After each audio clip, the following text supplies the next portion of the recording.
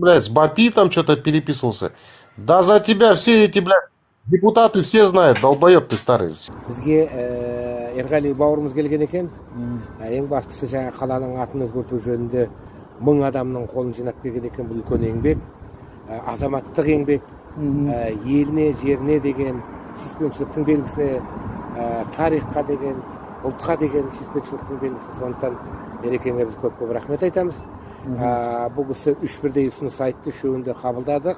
Бірінші ұсыныс казачествоны сепаратизм деп шығару керек, заң бойынша мүлдем Қазақстанда болмау керек. Екінші ұсыныс Қызылжар деп қаланың атын өзгерту. Және үшінші ұсыныс аномастиканың заңын өзгерту керек. Ауыл жүрменен қашып, бір жыл өтті ғой, бір жылдан асып кетті. Айтпайсың ба халыққа? Не істедің, не бітірдің? Жоқ, олым осы ораза болып жүргенде Диязбен шай ішіп жүр. Менен